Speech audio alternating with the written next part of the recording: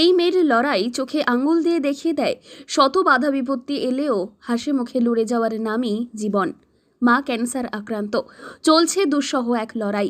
সেই লড়াই শক্ত হাতে চালিয়ে সংসারের হাল ধরতে ফুচকা বিক্রি করছে নবম শ্রেণীর ছাত্রী।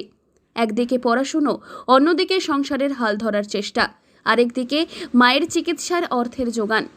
সব সামাল দিতে ফুচকা হাতে রাস্তায় হাজির নবম শ্রেণীর ছাত্রী পল্লবী সরকার। স্কুলও বন্ধ আমাদের এখন 1 মাস ধরে। মানে কতদিন ধরে এই কাজ করো?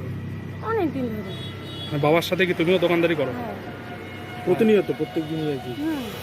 কোন স্কুল ক্লাসে পড়ো? খোলা থাকলে বাবা করে, আর স্কুল বন্ধ থাকে আমিও করি, বাবাও করে। কতদিন ধরে তোমাদের এই ব্যবসা? অনেক দিন ধরে। তুমি কোন ক্লাসে পড়ো? 9 এ। কোন স্কুলে? Jorapani high school. মানে যে মেয়ে মানুষকে তো সচরাচর এইভাবে দেখা যায় না যে ফুচকার দোকান করতে, যেটা আমরা মানে অনেক সময় দক্ষিণবঙ্গে দেখি, তোমাকে দেখছি, মানে কি বলবা এই বিষয়ে? জলপাইগুড়ি সংলগ্ন ধূপগুড়ি মহকুমার শালবাড়ি জুড়াপানিতে রাস্তার পাশে ঠেলা গাড়িতে ফুচকা বিক্রি করছে পল্লবী।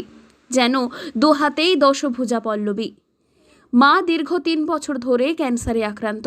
চিকিৎসার জন্য হায়দ্রাবাদ, বেঙ্গালুরেও ছুটতে হয়েছিল, কিন্তু মারণ রোগের চিকিৎসা চালিয়ে যাওয়ার জন্য প্রয়োজন বিপুল অঙ্কের অর্থের। ফুচকা বিক্রি করে যা আমদানি হয় তা পল্লবীর মায়ের চিকিৎসার পেছনেই চলে যায়। আমার বাড়িওয়ালা ক্যান্সার, এই দোকানের উপর আমার করতে আমার জানা। মানে ওর মার ক্যান্সার কতদিন হলো? ক্যান্সার আছে হ্যাঁ 2 বছর হলো। 2 বছর ধরে। কোথায় চিকিৎসা? এখন গরমের ছুটিতে স্কুল বন্ধ থাকায় বেশি সময় দিতে পারছে পল্লবী, খানিক বেশি উপার্জনের আশায়।